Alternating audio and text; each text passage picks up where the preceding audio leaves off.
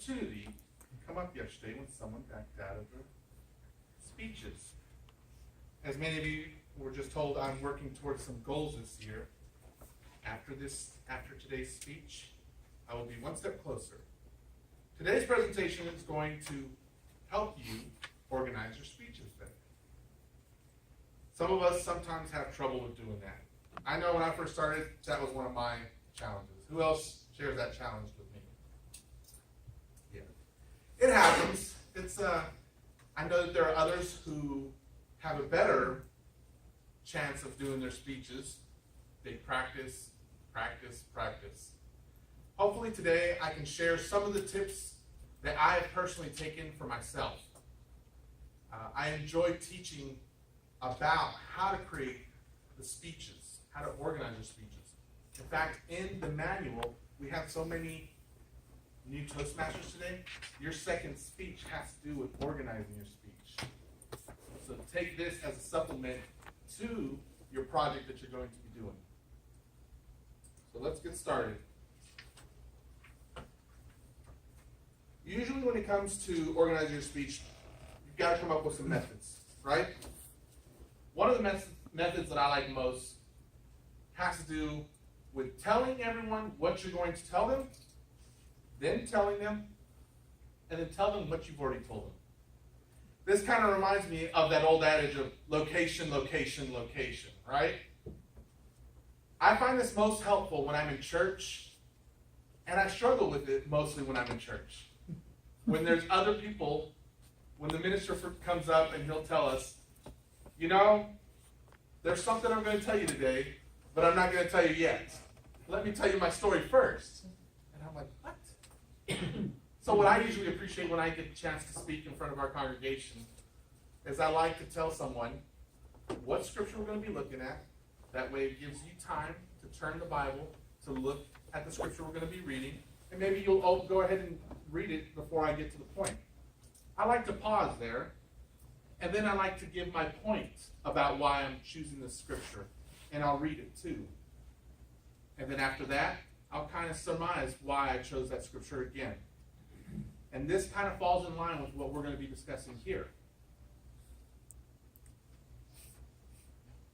So whenever you're going to organize your speech, you want to develop an outline. Okay? So your outline is going to include these 5 things. You're going to have an introduction in the beginning. You're going to have your body. You're going to have your main ideas or points, your supporting material, and your conclusion. Now, what these things will look like, for example, is whenever I've taught or mentored new Toastmasters on how to develop their outline, we talk about how the introduction must be something that grabs the attention of the audience, right? I'll never forget, and I wish he was here today, Madhava. He's not here. It was one of my very first Toastmasters meetings.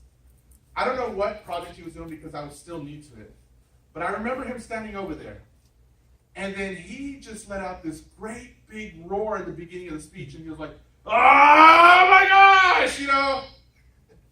It was so loud. I was like, what is going on? Whoa, okay. But it caught my attention. And so that's how our introductions want to be. We want to help our audience be alert and awake and not drowsy or fall asleep.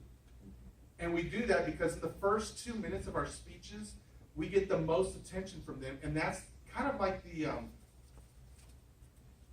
first impression that we give our audience. And in those first 2 minutes, we know if we've already lost them or if we've turned them on into staying and actually being attentive. I had the pleasure of recently listening to our contest speeches, and each of those speeches were amazing. They had my attention because their beginnings kept me interested or had me emotional or somehow engaged me in a way that I wanted to keep listening. Make your goal to attain the same thing. Then next you have your body. Now the body is going to consist of a couple sentences that a few points. Usually 3 is a good number to start with. You're going to have your main points that involve the body. You're also going to have some examples or supporting ideas that go with that, and then a conclusion in the end of your point. Now,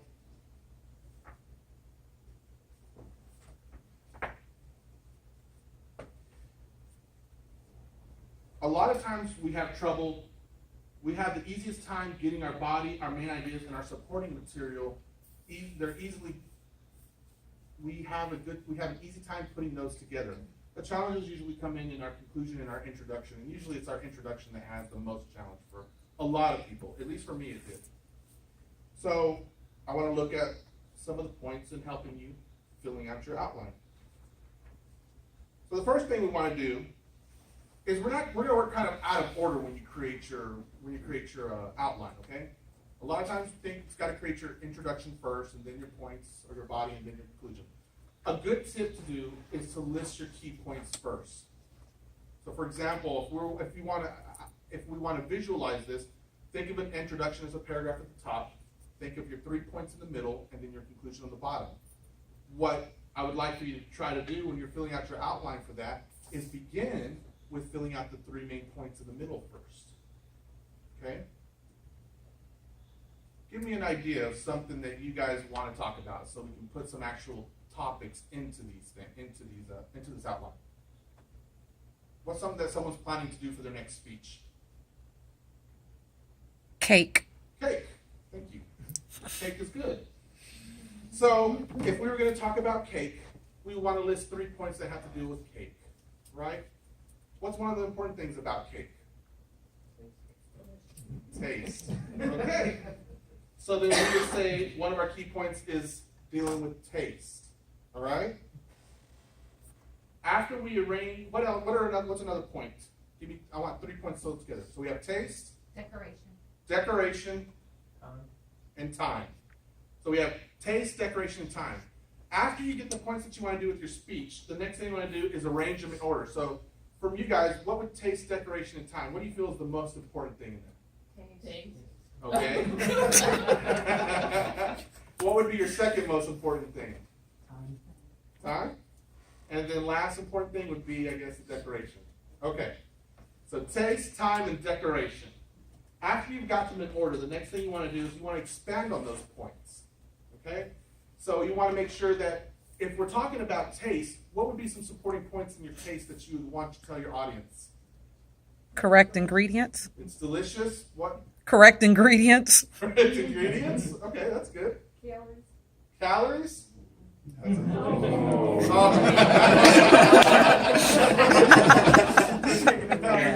more calories on it, the more calories, the better taste becomes, right? Okay, so then for taste, not taste, time, what would be some points in there that you would think of? You have to have enough time to make it, and bake it, and not have it not work out. Yes. So preparing our time, making sure we have enough prep time and cook time for it. What else? The overall process. As much time as it's going to take. I told my daughter about a fabulous cake that I made for my goddaughter when she was little, and now she's asked me to make her the volcano cake that I made for her, and I'm like, sure. My wife's like, you better make that thing the day before, though, because I'm not going to have you do it the same day. So yeah, time is important. What else? What's one more thing? Don't go over your time or it'll burn. Don't go over your time or you're going to burn it. Okay. Supporting ideas for the time. The last one is the decoration. So give me 3 supporting ideas for the last topic. Icing. Theme? What kind of theme? Appropriate occasion.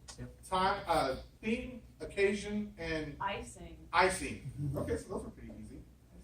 All right, so we've gotten, you see how easy it is already? We've already gotten we've gotten our key points.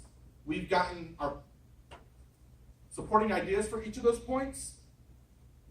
Now next to do is to develop our introduction. So if we know we're talking about cake, we have these 3 points. Take the time now, after you've kind of written those down and you see them on paper. I'm a fan of bullet points, so a lot of times I'll kind of just bullet point the main topic, and then sub-bullet points for my supporting. I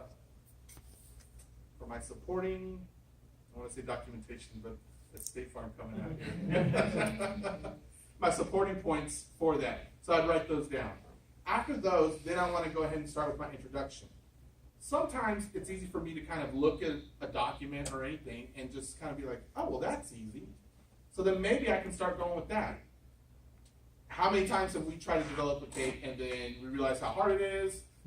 Today, I hope that I can help you make a cake the way I do. Easy enough. Then you want to develop your close at the end. And that's easy because, again, we're going to tell people what we want to tell them, we're going to tell them, and then we're going to tell them what we already told them. So in your conclusion, you're just surmising everything back all over again. It sounds redundant, but it actually works very well. Alternatively, you can also use a mind map. How many of you have ever used mind maps? Okay, so it's a few of us. I remember this when I was in school. When I was reading over this again, I was kind of like, huh? So I had to go through it again. But a mind map is a diagram that helps determine what will be included in the speech and when it will be mentioned. What it looks like is something like this. You're going to start first with your main topic. Our main topic was cake. Okay, so that's going to go right there in the middle. After that, we're going to make ideas that go around our main topic, such as we're going to tell them the formula. For us, it was the 3 points that we had. We're going to develop our main idea first. That'll be the first point. And then our outline, we kind of were talking about that a while ago too. We're going to use a line to go from the main topic to each of those to say that they're connected. You want to write this on one sheet of paper. Okay? Your step 2, and you'll see how here it says take your outline, for example. All we did was we took our outline right there, and we put a new sheet of paper and put that as the middle topic. Okay? After our outline, we're going to write down what are the items that are attached associated with our outline. We know we need an intro, a body, and an end. So then what you'll do is you'll draw a line from each of those. Now, I know that these just have these words on here, but the practical use of this is you're actually writing your intro, your ending, and your body, and you're attaching it to there. Okay? So once you got it all attached, the idea is you're going to have these sheets of paper. Each paper is going to have an idea on it that attaches to the main point. Each of those papers attaches to your first sheet that is your main idea. Now, I'll admit, I'm not a big fan of this. I don't use it as well. I like more traditional.